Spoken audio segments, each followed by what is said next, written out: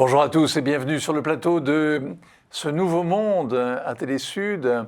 Alors l'amitié est un combat et c'est une vérité qui ne souffre guère d'exception en politique, même si les hommes d'État aiment à se mettre en scène sur le tapis rouge avec force embrassade.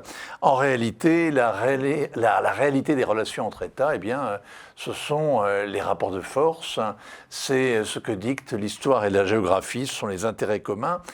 Et la semaine écoulée a vu donc ce feuilleton franco-américain, cette crise qui a surgi soudain, l'alliance scellée entre l'Australie, les États-Unis, la Grande-Bretagne, a envoyé par le fond un contrat assez mirobolant de fourniture de sous-marins classiques à l'Australie.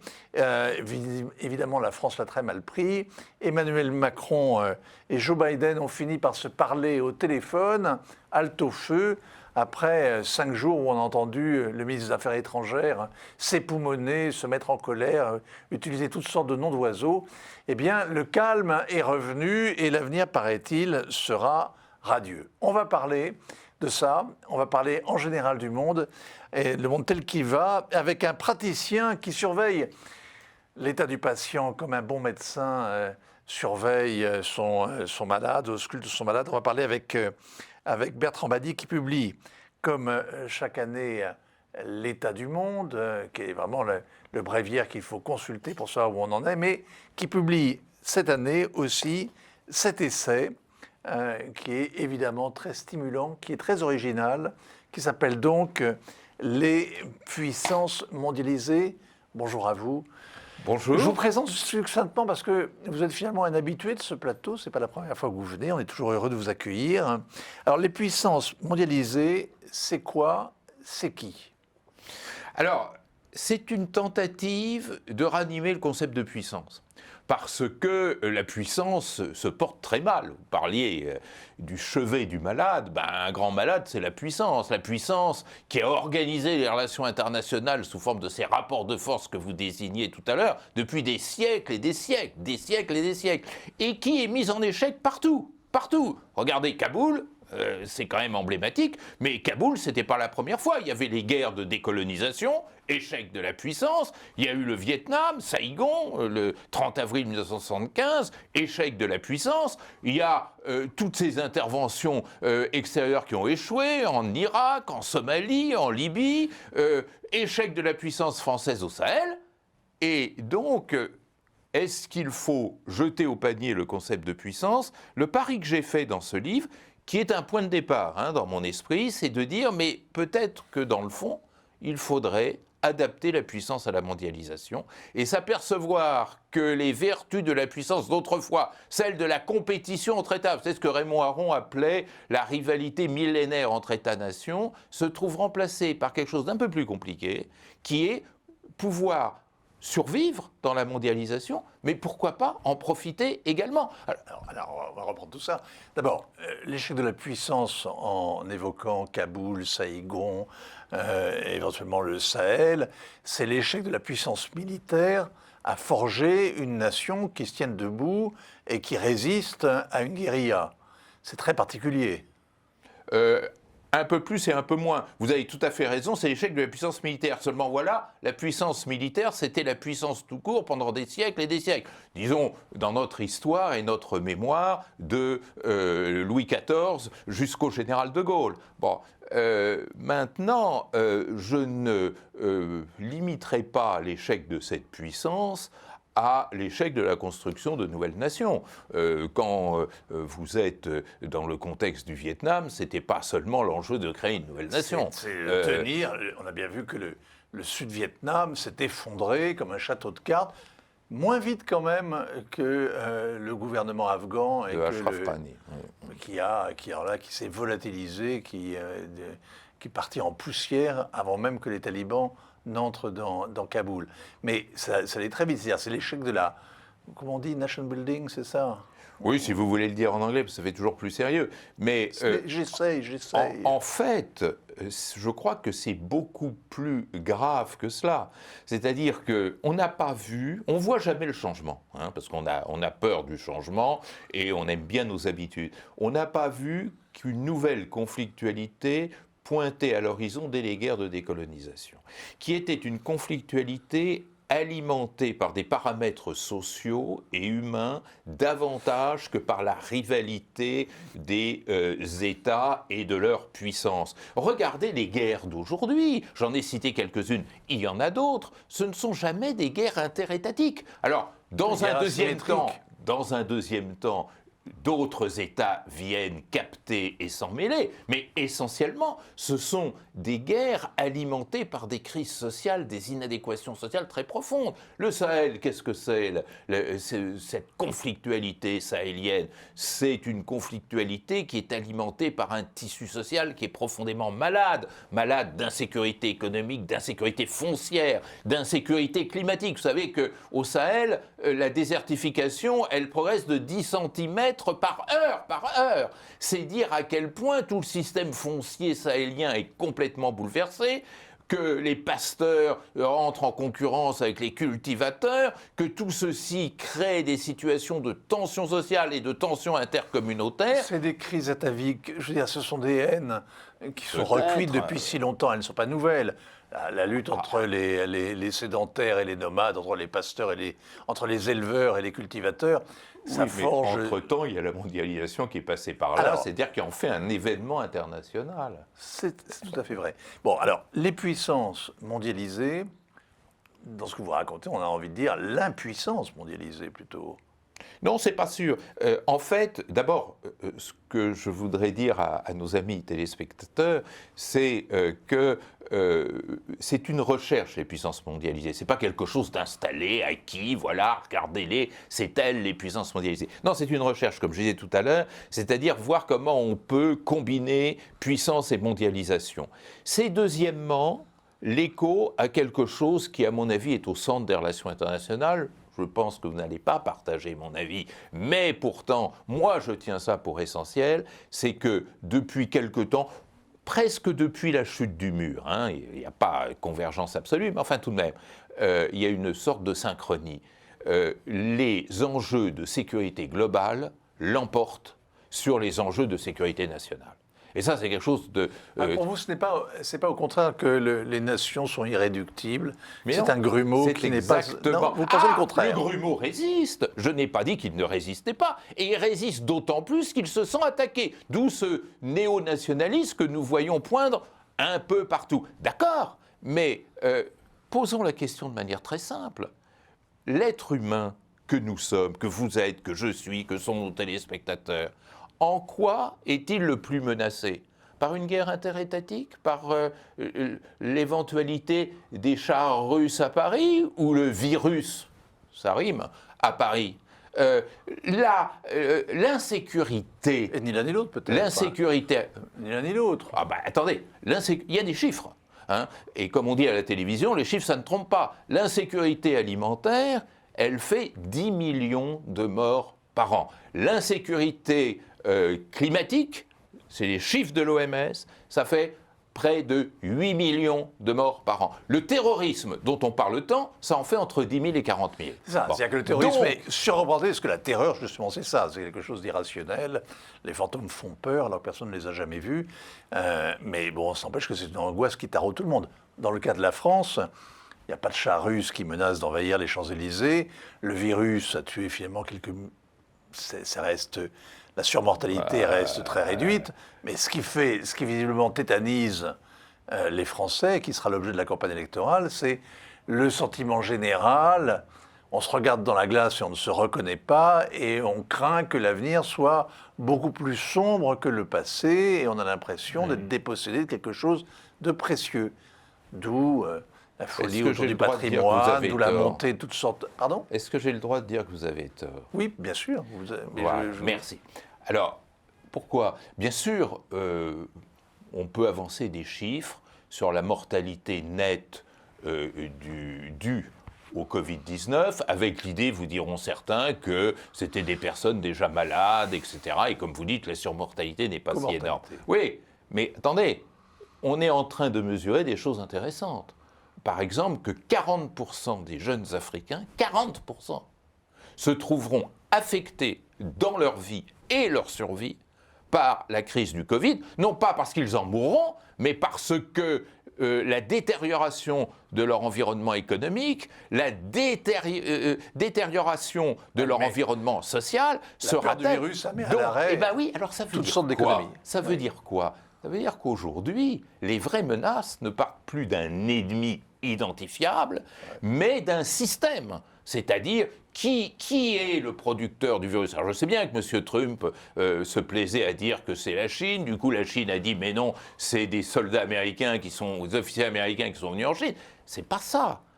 Ce que les chercheurs spécialistes nous disent, c'est que l'origine du virus, c'est le virus. C'est-à-dire, un virus, c'est quelque chose qui mute de manière permanente et qui donc relève du système global beaucoup plus que d'un État, d'une nation et surtout d'un stratège. C'est-à-dire, la menace, elle est maintenant séparée de la stratégie. Et ça, c'est quelque chose d'absolument fondamental. Donc, ça veut dire qu'il faut gérer cette globalité. En quoi est-ce que c'est ce virus mondialisé, cette grande angoisse qui nous a tous saisis, on ne saura jamais sans doute comment il est né et d'où il est venu, parce que c'est trop tard. Mais après tout, il y a toujours eu des virus. Il y a eu la grippe espagnole. Il y a toujours eu des désordres climatiques qui mettaient des réfugiés sur les routes. Il y a toujours eu ces guerres qui risquaient de s'étendre et de faire basculer des régions entières. Non, mais qu'est-ce qu'il y a de nouveau? Mais ce qu'il y a de nouveau, c'est quelque chose d'absolument essentiel que tout étudiant de relations internationales doit entendre dès la première heure de son premier cours, c'est l'interdépendance généralisée. C'est-à-dire, nous sommes dans un monde où tout le monde dépend de tout le monde, et j'ai envie d'ajouter, et réciproquement. Voilà. C'est-à-dire, nous sommes dans une situation qui est l'exact contraire de la guerre froide dont on nous reparle tant en ce moment. Dans la guerre froide, vous aviez deux blocs qui se faisaient face, qui ne dépendaient absolument pas l'un de l'autre. Là, maintenant, chaque humain dépend de l'autre. Nous avons dépendu en France, quelque part vers février 2020, d'une poignée de main échangée à Wuhan en Chine, par exemple. L'interdépendance entre l'économie chinoise et l'économie américaine, alors que, n'oubliez pas, en stock, les États-Unis investissent à peu près 125 milliards de dollars, que la Chine est le premier créancier des États-Unis, est quelque chose d'absolument énorme. Cette interdépendance forte va avec les autres propriétés de la mondialisation, l'inclusion, c'est-à-dire il n'y a pas un monde qui était autrefois l'Europe et puis une périphérie, non, il y a un monde mondialisé, globalisé, où ce qui se passe au Sahel ou en Philippines est au moins aussi important que ce qui se passe en Ukraine, et d'autre part, un monde d'extrême mobilité. Vous savez, moi je dis toujours aux étudiants, méfiez-vous des préjugés. Nous vivons trois préjugés en relations internationales. Le nationalisme méthodologique, c'est-à-dire penser que tout se regarde à partir de chaque nation. Deuxièmement, le territorialisme méthodologique, c'est-à-dire que le territoire et les frontières maîtriseraient tout. Et troisièmement, le sédentarisme méthodologique. Ça veut dire quoi, le sédentarisme méthodologique? Ça veut dire on croit que tout est fixe. D'ailleurs, État, statut statique. Parce que le Covid a imposé tout ça. Le retour des frontières, restez chez vous et regardez la courbe. C'est ce qu'on appelait tout à l'heure la résilience des États, mais qui a été un gigantesque échec. La fermeture des frontières n'a absolument rien changé. En pleine crise du Covid, il était infiniment plus dangereux de faire Paris-Nice, sans passer de frontières, que de faire Paris-Bruxelles. Il faut comprendre que nous avons changé justement de monde et qu'il faut raisonner non plus en termes de territoire, mais en termes de densité des échanges sociaux. C'est la densité des échanges sociaux qui écrit l'histoire aujourd'hui. C'est pas la frontière qui va arrêter la densification des échanges sociaux. Alors il y a un truisme qui prétend que la nouvelle guerre froide est en train de naître entre la Chine et les États-Unis. Vous voulez balayer ça en disant que les deux économies sont beaucoup trop dépendantes pour qu'on puisse aller vers un conflit. Eh bien, Joe Biden est d'accord avec vous, c'est ce qu'il a dit, peu ou prou, à la tribune des Nations Unies, où s'est ouvert, comme vous le savez, l'Assemblée Générale, comme chaque année, fin septembre. Et outre le fait qu'on rencontre toutes sortes de gens dans les couloirs et qu'on voit un maximum de monde en un minimum de temps, et qu'on peut faire les soldes pendant l'été indien à Manhattan, c'est aussi l'occasion de quelques discours. Et on a Écoutez donc attentivement le premier discours de Joe Biden devant l'ONU. Les États-Unis vont participer à la compétition et y participer avec vigueur et avec nos valeurs et notre force. Nous allons défendre nos alliés et nos amis et nous opposer aux tentatives des pays plus forts de dominer les plus faibles, qu'il s'agisse de transformation du territoire par la force, la coercition économique, l'exploitation technique ou la désinformation. Mais nous ne voulons pas, je le répète, nous ne voulons pas d'une nouvelle guerre froide ou d'un monde divisé en blocs rigides. Bon, les Chinois non plus. Oui, la différence, c'est que quand même, cette idée de guerre froide, elle est née outre-Atlantique.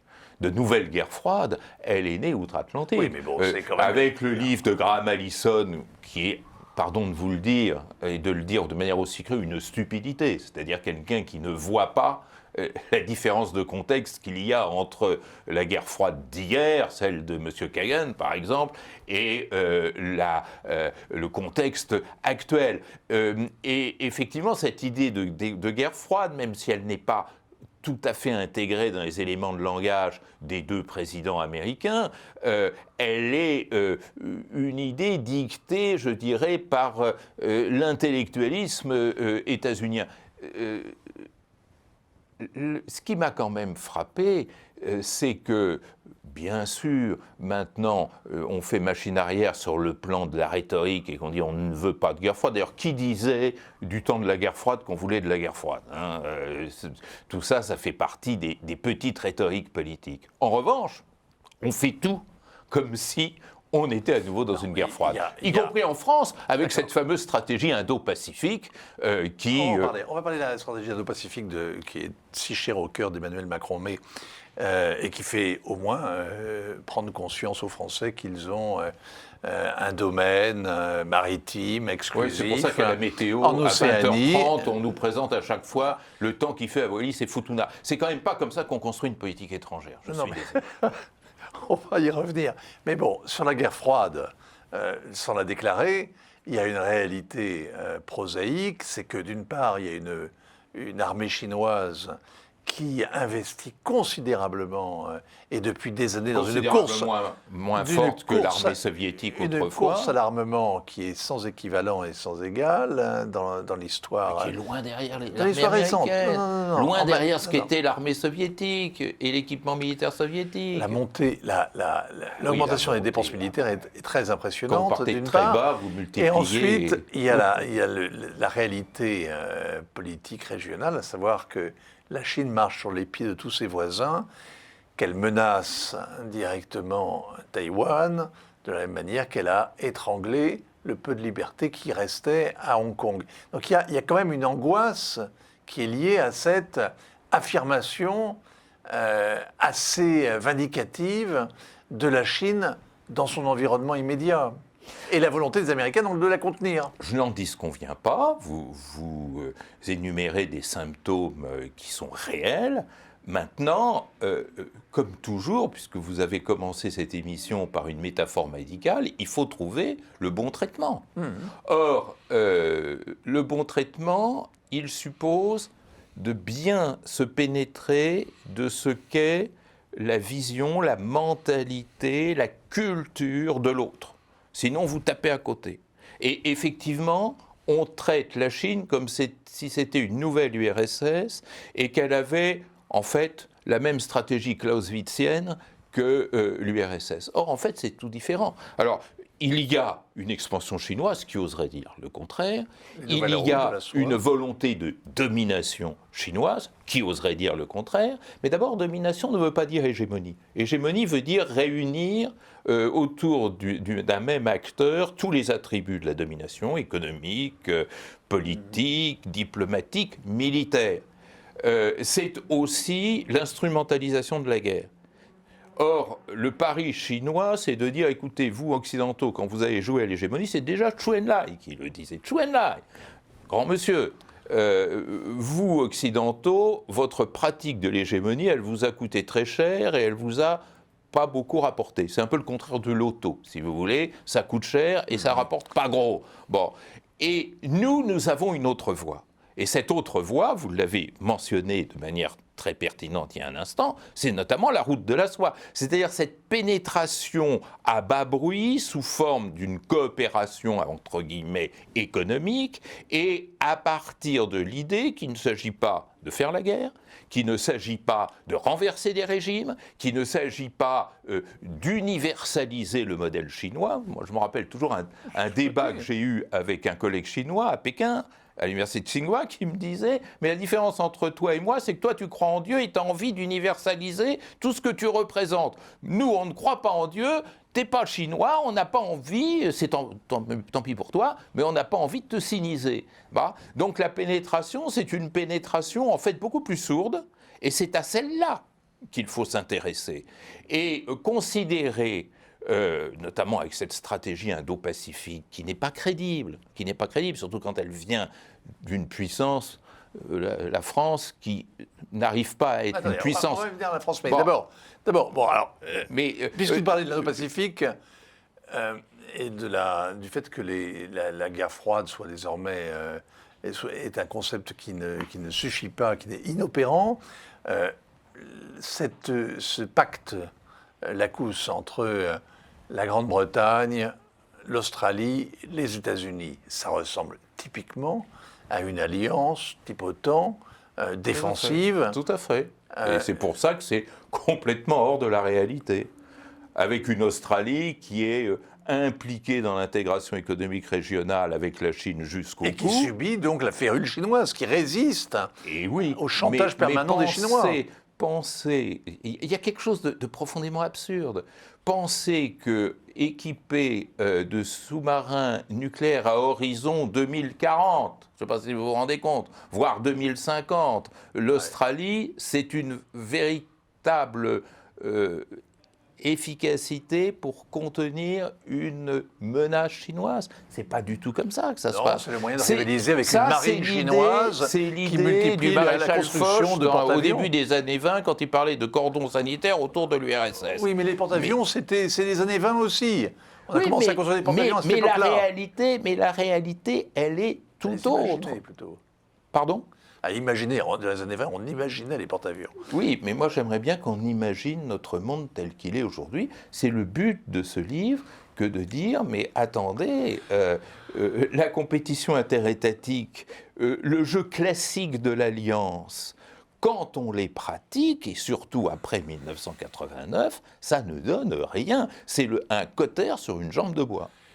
Là, l'Assemblée générale de l'ONU, il y avait un thème à cette session, miser sur l'espoir pour renforcer la résilience afin de se relever du Covid, reconstruire durablement, répondre aux besoins de la planète, respecter les droits des personnes et revitaliser l'Organisation des Nations Unies. Le dernier point n'étant pas superflu parce que l'ONU donne l'impression d'être devenue une sorte de, comment dire, très fragile, très évanescent, sans prise sur le réel. Tout le monde parle, personne n'écoute. On ne peut plus parler de l'ONU au singulier. Moi, je dis maintenant les ONU. Il y a deux ONU. Il y a une ONU qui a démarré aux alentours du début des années 90, encore une fois après la chute du mur, à l'initiative d'un secrétaire général qu'on a un peu oublié, c'est dommage, Boutros Boutros-Ghali, et surtout qui a été pérennisé et institutionnalisé par un très grand secrétaire général qui était Kofi Annan. Et cette ONU-là a découvert, en 1994, avec le rapport du PNUD, le Programme des Nations Unies pour le développement, le concept de sécurité humaine, en disant « Attention, ce qui menace l'humanité, c'est les insécurités que je mentionnais tout à l'heure, alimentaires, climatiques, etc. » Et ça a donné naissance aux objectifs du millénaire pour le développement, puis aux objectifs du développement durable. Tout ceci est une grande réussite. Quand on a donné au Programme alimentaire mondial le prix Nobel de la paix, on a été très bien inspiré, parce qu'il a fait un formidable boulot. L'OMS, que les imbéciles viennent moquer, mais a fait un boulot extraordinaire, notamment l'éradication de la variole en Afrique. Et cette ONU-là, c'est une ONU qui est en train d'institutionnaliser les enjeux globaux. Mais face à ça, il y a une autre ONU qui est incarnée par ce temple de la conservation, qu'est le Conseil de sécurité, qui ne veut pas entendre parler de sécurité globale, qui refuse d'élargir le sens du concept de sécurité, parce que, tenu par les vieilles puissances, ce Conseil de sécurité a le sentiment que si on parle... Ouais, la Chine tient son rôle dans Mais cette juste- mais impuissance tout à organisée. fait. Mais la Chine a présidé le Conseil de sécurité en mars 2020 quand il s'agissait d'adopter une résolution robuste sur le Covid-19 et la Chine a tout bloqué. Avec qui comme allié principal? Le Les directeur général États-Unis. de l'OMS qu'elle avait imposé. Non, non. À l'époque, avant qu'il ne pas- se rebelle. Non, non, M. Ghebreyesus ne peut pas être analysé comme ça. Mais l'allié de la Chine au Conseil de sécurité pour refuser d'élargir, de repenser la notion de sécurité, c'était les États-Unis de Trump. Et il y a eu une convergence Trump-Xi Jinping qui est quelque chose d'absolument extraordinaire, relayée par la diplomatie russe. Et il faut dire qu'hélas, les deux autres du P5, à savoir la France et la Grande-Bretagne, n'ont pas levé le petit doigt. Il a fallu aller chercher à l'Assemblée générale l'Allemagne, la Tunisie et d'autres pays comme ça pour tenter de relancer l'affaire. Donc, il y a une paralysie du système onusien, parce que le Conseil de sécurité ne veut pas voir le monde dans sa nouveauté, et par ailleurs, le Conseil de sécurité a peur de perdre ses privilèges, et il ne sert plus à rien. C'est-à-dire qu'il n'a pas pu résoudre même un conflit classique depuis sa création. Il est incapable de se réformer. Ça, c'est une impuissance que tout le monde... On pourrait parler du monde entier pendant des heures avec vous et se quereller. C'est ça qui est formidable, de ne pas être d'accord forcément. Il faut lire les puissances mondialisées parce que c'est magnifique, c'est très stimulant. Et c'est paru chez Odile Jacob. Merci beaucoup Bertrand Badi d'être venu jusqu'à Télé Sud. Et à très bientôt, j'espère. Avec plaisir. Ainsi va le nouveau monde sur Télé Sud.